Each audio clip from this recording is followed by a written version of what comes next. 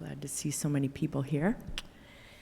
I'm Terry Beinlich, and on behalf of Aaron French and myself, along with lots of people who make this happen, Father Peter and Father Ben and Marie and Janet and Nancy and certainly our speakers and our musician. We are able to put this on, and we're grateful that you come, especially during this busy time, just to quiet yourself for even a half hour. So a couple housekeeping things. If you didn't get your purple handout, they're by the baptismal font, so you can grab that. They, on the back of it, if you want to turn it over, you know, we do, if you've been here before, we always have a little door prize. So if you have a star, I believe Aaron put a star on the back of one.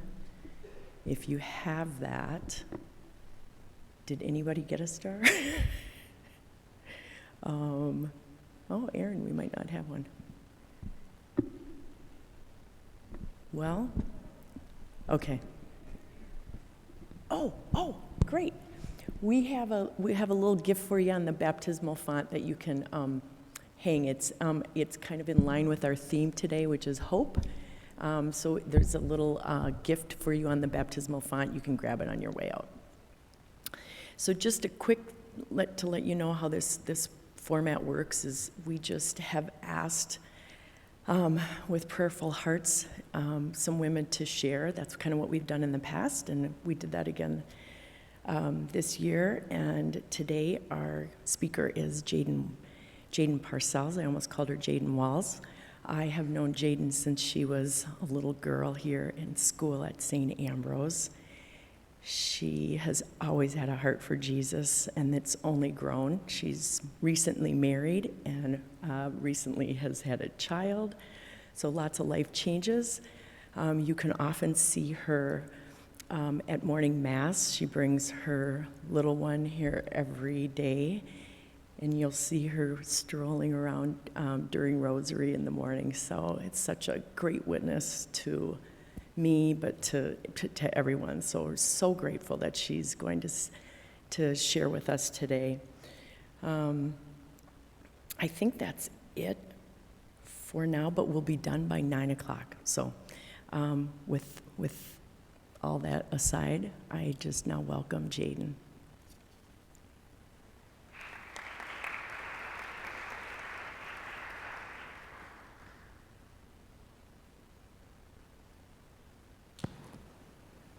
Can you guys hear me okay?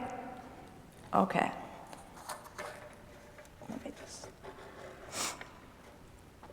Good morning.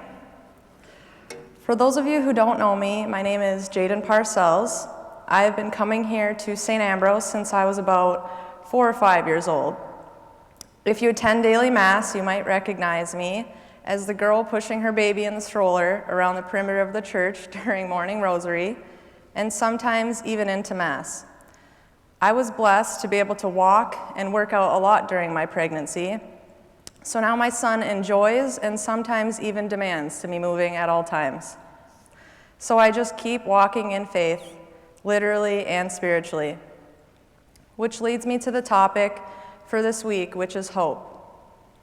Now I have to be honest that when Terry approached me and asked if I wanted to speak, my immediate thought was, there's no way.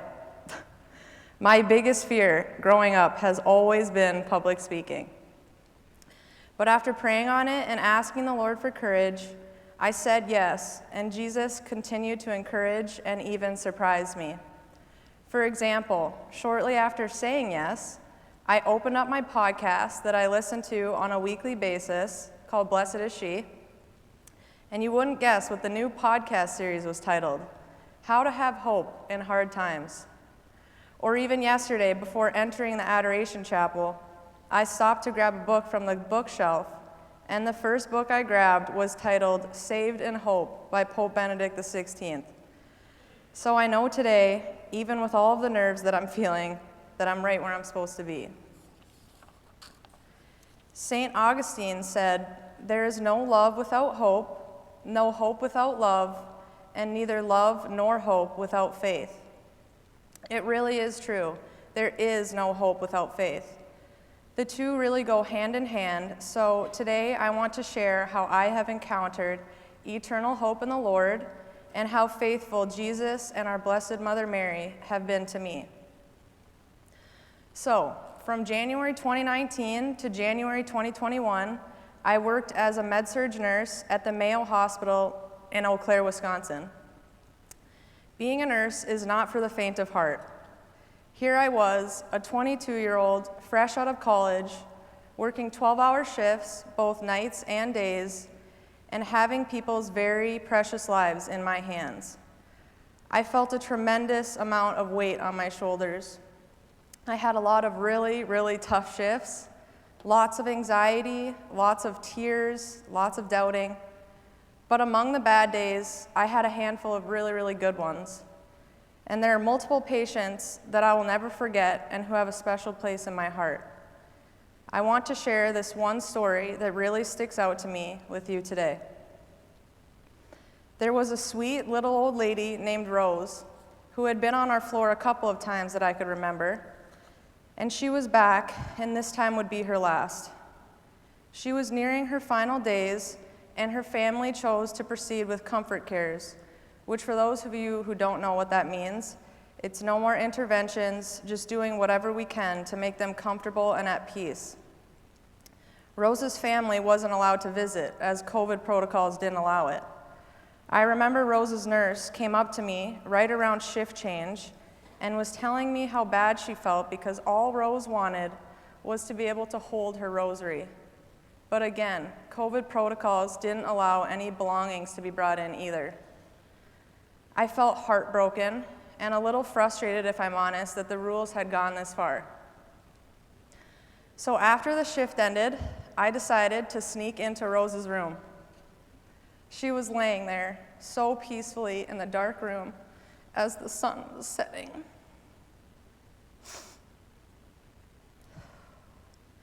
I pulled up the rolling chair and I sat next to her.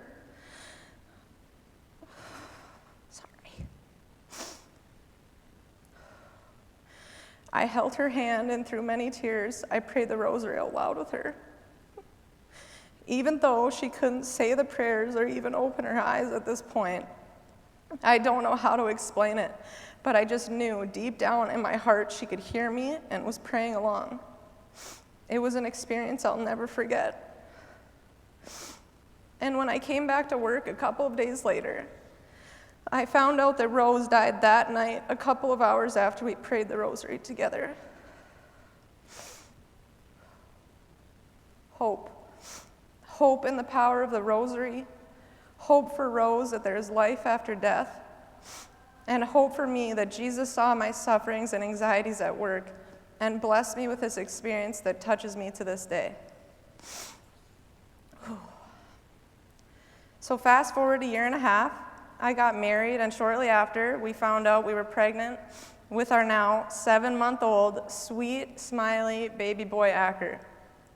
Like I mentioned earlier, I was blessed with a relatively easy and smooth pregnancy. I was fully prepared and planning on having an unmedicated and natural birth. I prepared physically by working out my entire pregnancy, as well as taking a course on how to properly push during labor. I also prepared spiritually by making St. Louis de Montfort's total consecration to Jesus through Mary with my amazing husband, and spent lots of time writing out special intentions to offer up during each of my contractions. I really felt I had done everything in my power to prepare myself to have the unmedicated and as little interventions as possible birth of my dreams. But as the famous saying goes, man reasons and God laughs. He had a very different plan for my baby and me. All my plans quickly went out the window. I was in labor for 8 hours with little to no progression. Baby's heart rate was all over the map, and my pain was somebody nobody could have prepared me for. I gave in to receiving the epidural, which I'm so thankful I did, after hours and hours of unsuccessful position changes and breathing techniques.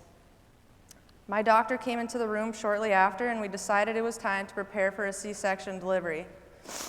The nurses came in and prepared me for surgery. They had to take off all of my jewelry as part of the pre-surgery checklist, which consisted of my rings, earrings, and my miraculous metal necklace that I always wear. The last thing I remember doing before being rolled out of my room to the operating room was I looked up and begged Mary to be with me and to allow my baby to be healthy. That's all I wanted, a healthy baby. I continued to pray the words, "Mary, be with me, Mary, be with me," as they pushed me away. I arrived in the OR. It was just me and a room full of nurses and doctors. I felt scared, vulnerable, and helpless. They moved me over to the operating table, and one of the nurses noticed something laying by my ear. She reached and grabbed it, since my arms were strapped down at this point, and what do you know? It was my miraculous medal. It must have fallen off when the nurse was taking off my jewelry. I looked up and immediately started to cry. I knew this wasn't a coincidence.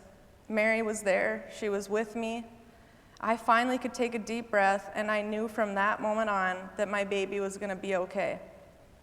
I knew with full confidence that my baby and I were going to be okay because Mary was going to be there with us. Minutes later, my husband announced, "It's a boy," and I birthed a beautiful, healthy, crying baby boy. It's experiences and moments like these in my life that bring me true hope.